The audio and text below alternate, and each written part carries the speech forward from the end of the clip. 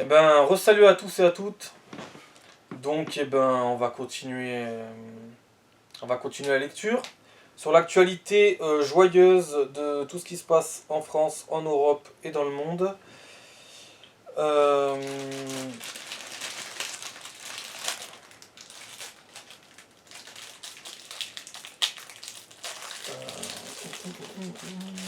Qu'est-ce qu'il y a à dire alors?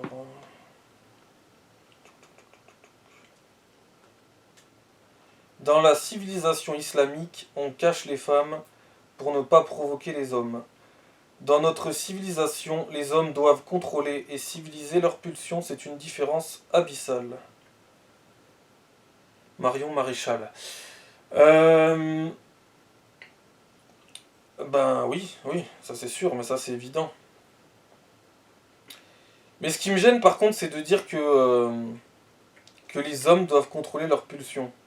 Comme si les hommes c'était les seuls à avoir des pulsions et que les femmes n'en avaient pas. Les femmes ont forcément des pulsions elles aussi. Donc faudrait peut-être le préciser aussi quand même.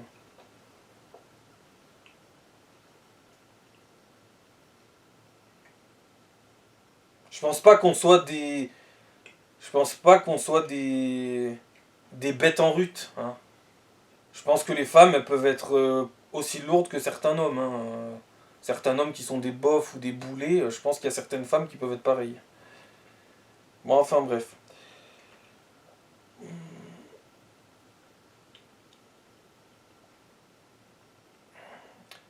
Bon, là, je me suis pas arrêté à la civilisation islamique, c'est pas la peine d'en parler plus. Euh, J'espère que mes filles m'excuseront pour tout le temps que je ne passe pas avec elles.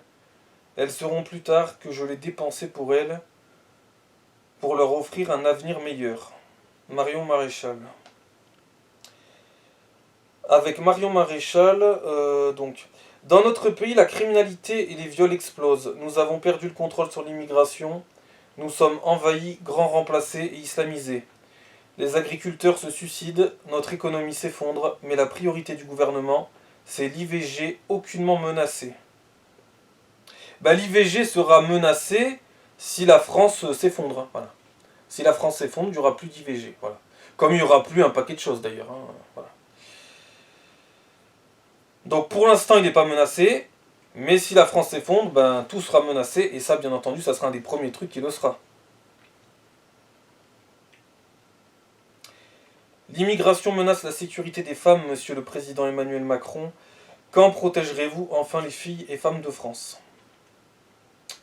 Bah déjà, il a mis l'IVG dans la Constitution, ce qui a demandé quand même 7 ans. Hein. Faut pas trop en attendre de lui. Hein. On va le laisser finir ses 3 ans et demi de mandat. Hein, et puis voilà. Hein.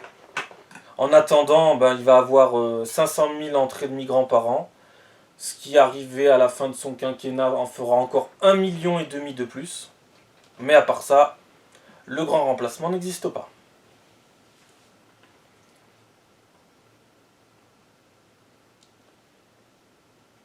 Remarque, les 500 000, je me méfie parce que ça peut être plus. Hein. Ça peut être bien plus. 500 000 par an, ça peut être 800 000, ça peut être 1 million par an. Je n'ai jamais eu une grande confiance dans les chiffres. Et surtout pas quand on dit c'est ça. Moi, en général, je pense que c'est toujours plus. Mais bon. J'ai jamais été trop ami avec les chiffres. Donc, c'est pas avec les statistiques que je vais l'être.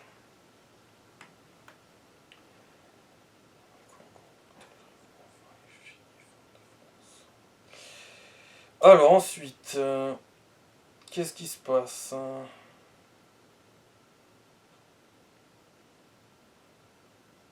Je soutiens Marion Maréchal car c'est la seule candidate qui défend la France, son histoire et la civilisation européenne.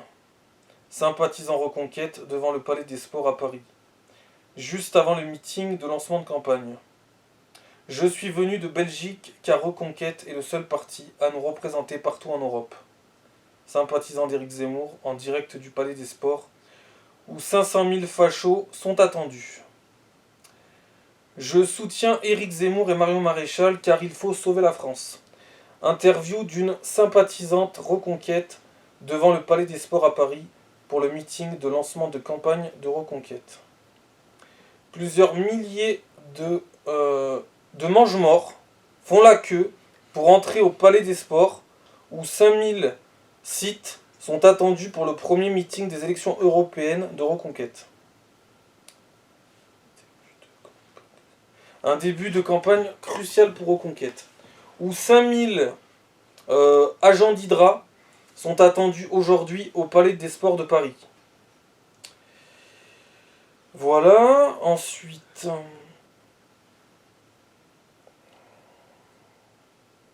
Pontoise, 95.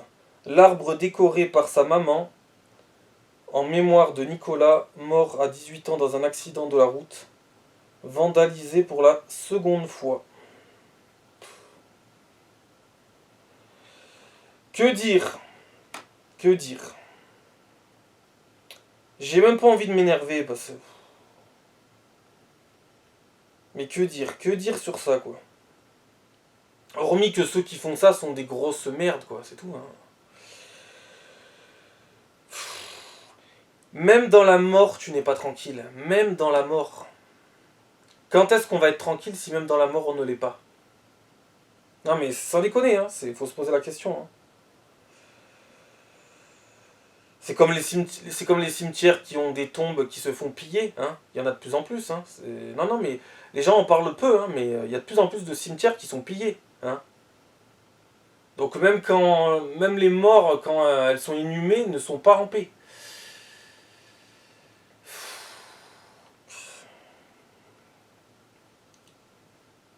Et ça se passe pas dans le tiers-monde, hein, ça se passe en France, hein, ça se passe en Europe. Hein. Rennes, fusillade avec des dizaines de tirs échangés. 2 personnes blessées, dont une avec pronostic vital engagé. Législative au Portugal, vers une percée historique du Chega, un parti anti-immigration que les socialistes voulaient interdire.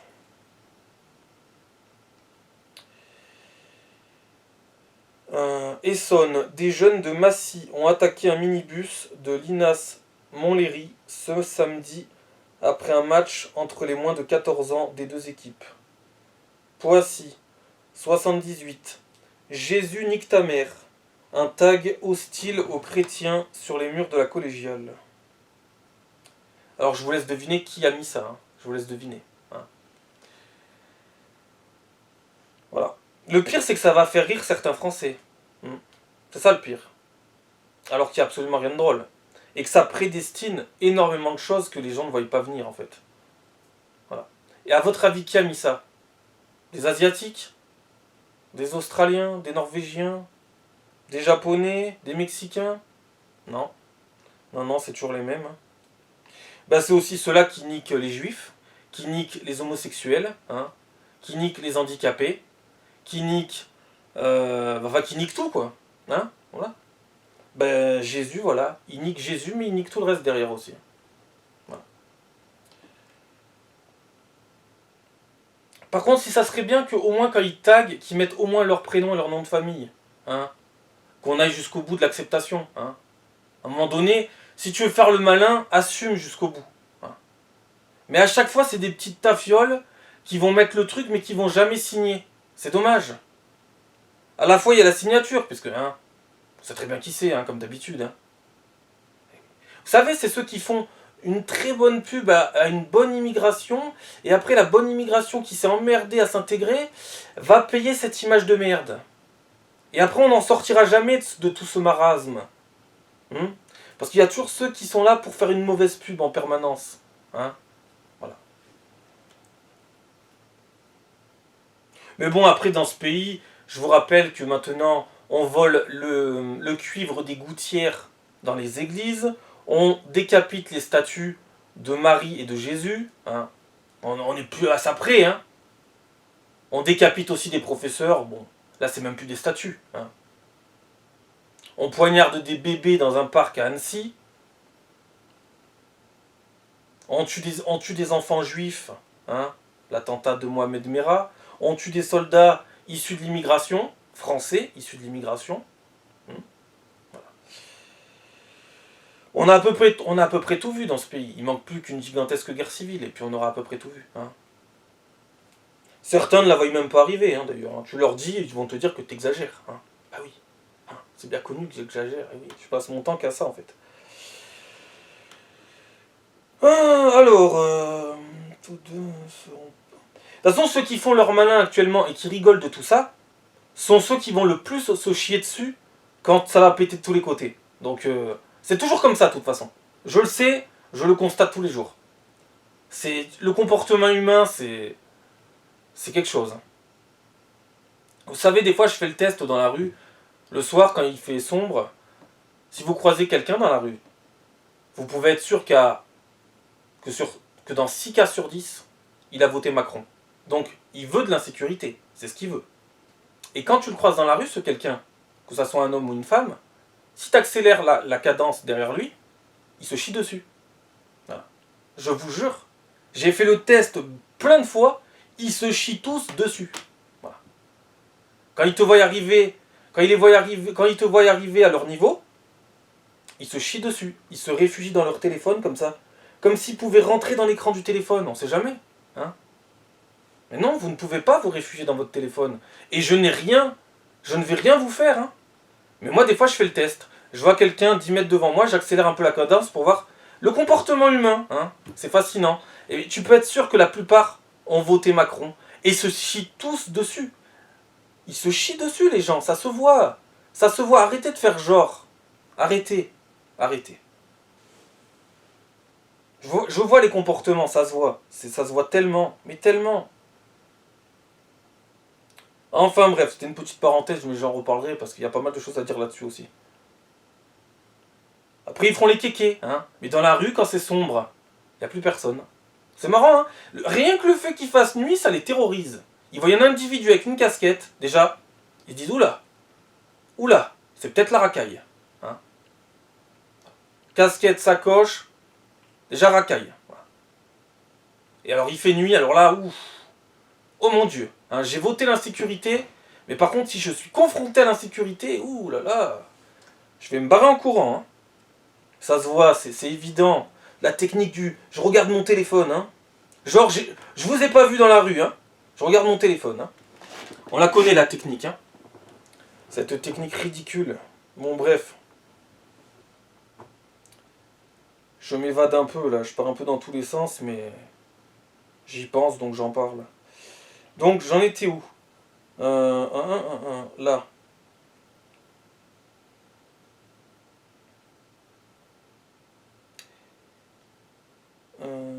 Il n'y a pas moyen, Aya, ici c'est Paris, pas le marché de Bamako. Action du groupe Les Natifs, hier soir à Paris, pour contester le fait qu'Aya Nakamura représente la France en interprétant une chanson d'Edith Piaf lors de la cérémonie d'ouverture des Jeux Olympiques 2024 à Paris. Donc, encore une fois, hein, je vais devoir encore une fois critiquer ces gens-là, parce que je ne les connais pas. C'est vrai, je ne les connais pas, je ne sais pas qui c'est ces gens. Mais je vais prendre un petit pari là. Hein. Je vais prendre le pari que ces gens-là se disent non racistes. Voilà. Ça, c'est sûrement des non racistes. C'est même sûrement des antiracistes. Que si tu leur dis qu'ils sont racistes et que tout le monde est raciste, ils te diront que c'est pas vrai. Puis après, eh ben, ils disent qu'ils veulent pas d'Aya Nakamura. Voilà. C'est un pari que je prends. Hein. C'est un pari que je prends. Là. Mais bon, hein. Peut-être que je me trompe, et peut-être que je tape dans le mille, hein, peut-être que j'ai raison, à 100% encore. Ouais. Alors après, c'est vrai que Aya Nakamura qui chanterait du Edith Piaf, ça serait chelou, hein, on va pas se mentir. Et en plus, c'est le choix de Macron. Hein. Eh bien oui. Il a dit qu'il insistait beaucoup pour que ça soit Aya Nakamura qui représente la France, qui chante du Edith Piaf. Hein. Ça m'étonne tellement pas de Macron, de toute façon. Hein. C'est pas comme si je répétais qu'il avait un projet de ci, un projet de ça. Ça m'étonne pas. Après, il faut préciser qu'Aya Nakamura est née en France. Hein. Faut le préciser, ça. Non, parce que il y en a qui lui tombent dessus parce qu'elle est noire. Eh ben oui. Puisqu'ils disent quoi? Il n'y a pas moyen. Aya, ici c'est Paris, pas le marché de Bamako. Voilà. On en revient toujours au même problème. Et après, ces gens-là se diront antiracistes. Donc, si vous êtes antiraciste, si jamais vous êtes antiraciste, hein, si jamais vous dites dans votre coin, dans la vie de tous les jours, que vous n'êtes pas raciste, et qu'après vous allez dire je suis antiraciste, et que vous allez dire Aya Nakamura, on n'est pas à Bamako, Donc en gros, vous êtes antiraciste, mais vous êtes anti vous-même en fait. En gros, c'est ça. Vous êtes anti vous-même. D'accord. Non mais c'est le pari que je prends. C'est le pari que je prends. Donc vous êtes anti vous-même. Vous ne le savez pas encore, mais vous êtes anti vous-même. Ok. Tout va bien. On passe à autre chose.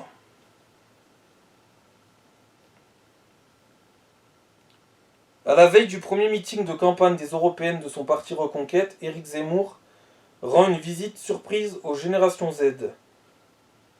Le mouvement jeune, dirigé par Stanislas Rigaud, 150 jeunes l'accueillent au cri de Zemmour président. Emmanuel Macron a toutefois commis une erreur, celle de montrer que l'Europe est divisée sur le fait d'envoyer des troupes au sol en Ukraine. Vladimir Poutine est maintenant fixé sur ce sujet. C'est vrai, c'est ça, c'est tout à fait ça.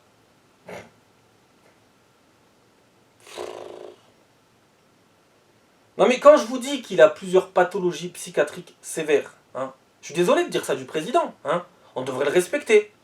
Mais à un moment donné, il faut qu'il respecte aussi le peuple, tu vois. Il faut qu'il respecte. Hein. Il y a beaucoup de choses à respecter de l'autre côté aussi. Hein.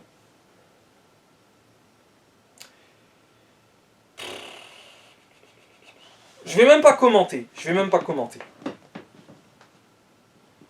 Mais c'est ça. C'est très bien résumé. C'est tout à fait ça. C'est tout à fait ça. En fait, Poutine n'attendait que ça, en fait. D'avoir la vérification que l'Europe n'était pas soudée, en fait. Voilà. Au moins, Macron, bah, il a pris les devants. Il s'est pas concerté avec les autres dirigeants européens. Voilà. Ils ont tous été surpris, hein, pris de court. Ils ont dit, mais qu'est-ce que tu racontes, là? Tu dis que tu vas envoyer des troupes, mais non, on n'est pas d'accord, nous. Hein. Tu veux déclencher la Troisième Guerre mondiale? Bon, après, attention, il y a aussi un truc. Je peux comprendre, pour une fois, je peux comprendre Macron. Alors, il fallait pas qu'il dise ça, mais pour une fois, je peux comprendre Macron. C'est que, bon, à un moment donné, il faut se décider aussi. Hein, faut savoir ce qu'on fait. Hein. Les Ukrainiens, faut savoir si on les aide, faut savoir si on les aide plus, faut savoir si on les laisse crever. Faut pas oublier que la Russie n'a pas demandé l'avis au monde entier avant d'attaquer l'Ukraine. Hein. Eux, ils ont pris le droit. Hein. Ils se sont pas posé de questions. Ils n'ont pas dit est-ce que vous êtes d'accord pour qu'on y aille. Ils y sont allés. Ils ont pris le droit. L'autorisation, ils sont pris tout seuls. Hein. Donc je vois pas pourquoi on devrait gêner d'en faire de même pour aller aider les Ukrainiens. Mais après, si c'est pour déclencher la Troisième Guerre mondiale, hein, voilà. Surtout qu'il y a plein de façons de la déclencher maintenant en 2024. Hein. Il n'y a pas que la guerre en Ukraine qui pourrait la déclencher. Il y a des tonnes et des tonnes de choses qui pourraient la déclencher. Hein.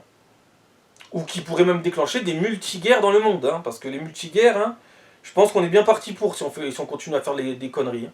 Voilà. Mais bon. Après, si tu écoutes certaines personnes, il y en a qui te diront que le monde se porte très bien, que tout va bien. Hein.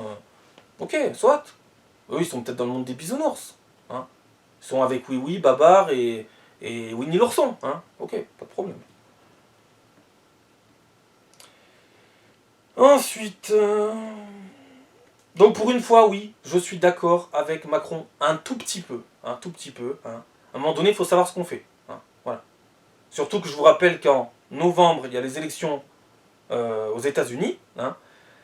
Si Donald Trump gagne, les États-Unis n'aideront plus l'Ukraine. Donc les plus grosses fournitures d'armes qui viennent des États-Unis n'arriveront plus pour les Ukrainiens, donc ils pourront plus se défendre. Voilà.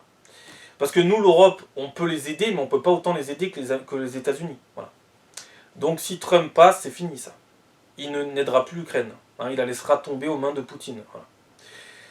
Donc c'est pour ça, en temps normal, je serai pour Trump. Hein. En temps normal, je serai pour Trump à 100%. Mais exceptionnellement, vu qu'il y a la guerre en Ukraine, faut pas être con. J'espère que Joe Biden va gagner. Hein, voilà. Bah oui, parce qu'il y a des priorités. Hein, il y a le sens des priorités, voilà. Il y a le sens des priorités. Il y en a qui vont voter bêtement, en Trump. Hein. Voilà, mais bon, après, faut regarder l'actualité globale dans le monde aussi. Hein. Voilà. Il y a des moments où il faut agir, voilà. Puis il y a des moments où il faut peut-être attendre. Hein. Voilà. Il y a des moments, il y a des moments pour agir sur tel ou tel truc et des moments où il faut attendre. Voilà. Et ben, il vaudrait mieux que ça soit Biden qui gagne. Le seul problème aussi, c'est que Biden est très vieux. Et Biden, malheureusement, il perd la tête. Hein. Je vous rappelle la dernière fois que malheureusement Joe Biden avait été ramené, hein, il s'était paumé dans les jardins de la Maison Blanche, et c'est le lapin de Pâques de la Maison Blanche qui l'avait raccompagné. Non, non, mais attendez, c'est une dinguerie. Nous sommes dans un monde de dingue. C'est un mec déguisé en lapin de Pâques qui avait ramené le président de la première puissance mondiale. Parce qu'il s'était paumé dans les jardins de la Maison Blanche. C'est quand même ahurissant, on se croirait dans un film comique là. Mais non, on n'est pas dans un film comique malheureusement. Donc c'est soit t'as Trump de l'autre côté qui est hyper réactif malgré son âge, hein, il est toujours hypertonique, c'est soit t'as Biden, mais malheureusement Biden, moi je défends ses idées pour le coup avec l'Ukraine, mais il perd la tête. Il a, je crois, 3 ans de plus que Trump. Mais au niveau vieillesse, il a beaucoup plus. Bon, en même temps, il en a vu dans sa vie, Biden. Hein. Il en a vu des drames dans la famille, il a perdu plein d'enfants. Ça n'a pas dû aider. Hein, ça n'a pas dû aider. Et apparemment, il n'y aura personne pour remplacer Biden aussi. Il pourrait y avoir quelqu'un qui remplace Biden, mais non. Celle qui aurait pu le remplacer, elle a perdu dans les primaires aux États-Unis. Donc, ça sera un duel Trump-Biden. Voilà. En espérant que Biden puisse gagner et puisse encore tenir les États-Unis pendant 4 ans. De plus. Donc en gros pendant 5 ans. Vu qu'il lui reste à peu près 1 an de mandat là. Jusqu'en novembre. Voilà. Pour parler un petit peu des États-Unis par rapport à ce que j'ai lu là. Voilà. Enfin bref. Moi je veux pas que Trump gagne. Exceptionnellement. Exceptionnellement par rapport à la situation en Ukraine. Voilà. Parce que ça peut déséquilibrer le monde. Voilà. Donc il y a des moments où il faut savoir réfléchir un peu, tu vois. Voilà. C'est tout. Mettre de côté ses convictions profondes quand la situation l'impose. Voilà. Ben là, elle l'impose, clairement. Parce que Poutine a dit, moi franchement, si Biden était réélu, ça m'emmerderait beaucoup. Non, ça ne l'emmerde absolument pas. Il n'attend que ça, que Trump soit élu. Parce qu'il a dit que son pire, il n'avait aucune préférence entre Biden et Trump, alors que clairement sa préférence, c'est Trump. Hein. Il attend que ça, que Trump gagne les élections, et il pourra prendre l'Ukraine, c'est sûr. Hein. Surtout qu'en plus, nous, on produit très peu de munitions pour l'Ukraine, et qu'il faut qu'on en produise. Et en plus, Donald Trump a aussi dit qu'il ne nous protégerait pas. Il a dit, moi, si Poutine prend l'Ukraine et veut envahir même l'Europe, je ne vous protégerai pas. Voilà. C'est ce qu'a dit Trump. Voilà. Bon, après, Trump, il dit aussi des conneries. Hein. Mais il a aussi une grande gueule. Hein. Et c'est pour ça que d'un coup, les Européens se sont dit, et si peut-être on mettait un peu de budget dans nos armées, hein, parce qu'on avait mis ça tout, on avait mis le budget pour l'immigration, mais pas pour les armées. Hein, voilà. Non, parce que pour l'immigration, ils en ont du budget, l'Europe. Hein, mais pour faire en sorte qu'on ait encore des armées, ils en ont plus. Hein. Là, bizarrement, ils se sont réveillés. Hein. À ce moment-là, c'est marrant. Hein. C'est marrant, hein, quand on est face au problème directement, quand on est directement confronté, là, bizarrement, on commence à se réveiller. Hein. Quand c'est très loin, ça va. Hein. Mais quand ça se rapproche, oulala, il serait peut-être temps qu'on se réveille. Donc on a commencé à refabriquer des munitions, qu'on fabriquait plus du tout. Et là, ils ont commencé aussi à refabriquer des munitions, à faire des usines en Ukraine aussi. Voilà. Mais après, moi, honnêtement, je trouve ça mais complètement ridicule, cette guerre de merde. C'est complètement ridicule, hein, en vrai. Ça n'a aucun sens de faire cette guerre en Ukraine. Hein. Mais complètement aucun sens. Non, parce que quand tu y réfléchis, c'est la guerre d'un seul homme. C'est la guerre de Poutine, c'est tout. Comme j'avais dit dans une précédente vidéo, si d'un coup, je sais pas, si d'un coup les Russes, les soldats russes, rien que pour parler des soldats russes, si à un moment donné ils se concertaient ensemble et qu'ils disaient, bon, si c'était un petit peu futé quoi, hein, si pour une fois dans ce monde il y avait un effet de groupe positif, hein, et qu'ils disaient stop, on arrête, on rend les armes, on déserte. C'est sûr que si t'es 3 à déserter, ça marchera jamais. Mais si d'un coup vous êtes des dizaines de milliers, des centaines de milliers à déserter, c'est fini, il n'y a plus de guerre. C'est terminé. Et en plus, arrête. Vous n'allez pas nous faire croire que vous avez quelque chose à gagner en Ukraine, vous. Vous avez rien à gagner là-dedans. Lui, il vous utilise comme de la chair à canon, mais vous avez rien à gagner là-dedans. Vous, comme tout être humain, ce que vous voulez, c'est rentrer chez vous. En Russie. Pour revoir vos familles, c'est tout. Il n'y a rien à gagner là-dedans. C'est la guerre d'un seul homme. Hein. C'est la guerre d'un seul homme et d'un gouvernement. Voilà, c'est tout. C'est tout. Et en plus, je trouve ça ridicule cette guerre, parce que encore elle aurait un sens. Elle aurait un sens, genre c'est vital pour l'humanité. Mais là, il n'y a rien de vital pour l'humanité. En plus, on parlait de vieillesse avec Biden, mais bon, certes, Poutine il est plus jeune, il a 71 ans.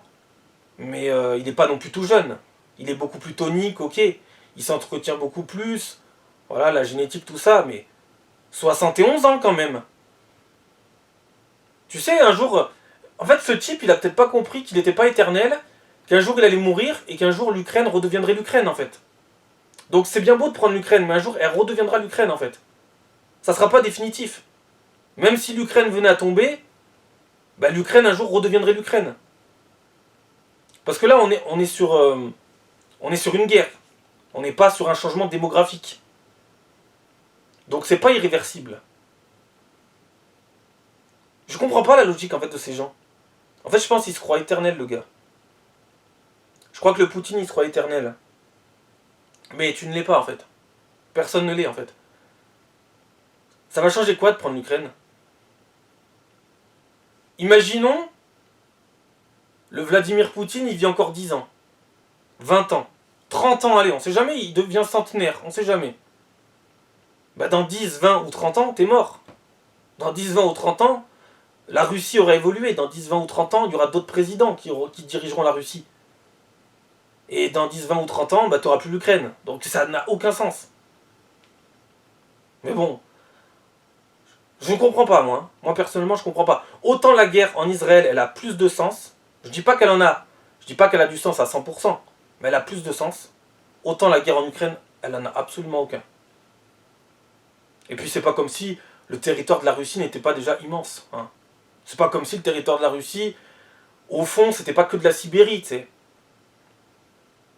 Et puis après, c'est pareil, j'entends souvent des gens qui disent ouais, mais de toute façon, il va s'arrêter à l'Ukraine, vous n'êtes pas dans sa tête.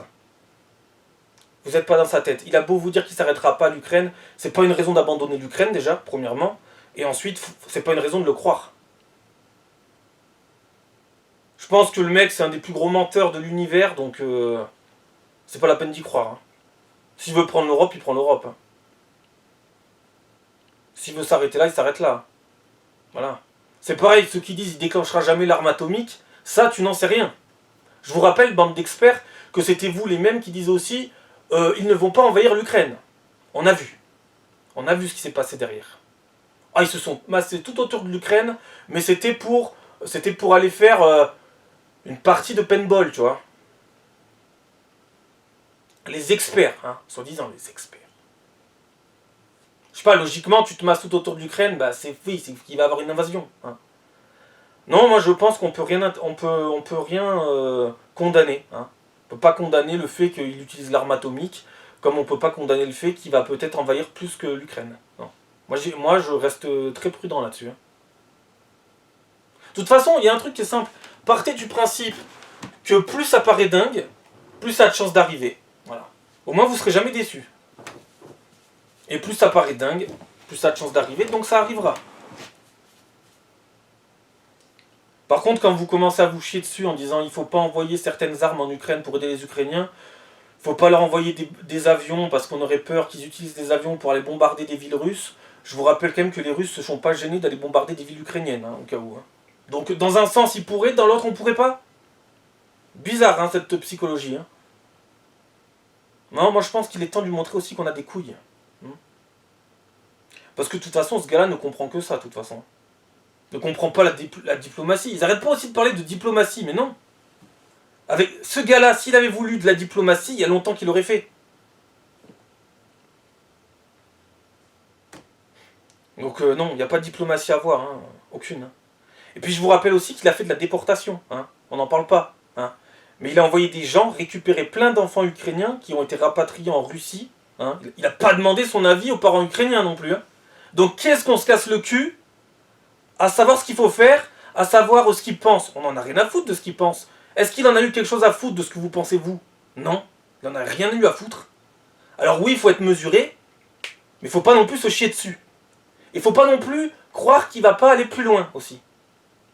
Hein? Voilà, je sais pas. Bref. Voilà, tout ça pour... Au moins on aura un peu parlé de la Russie. Mais... C'est hallucinant. Et en plus, il a laissé crever Alexei Navalny en prison. Voilà. Son opposant politique, il a laissé crever en prison.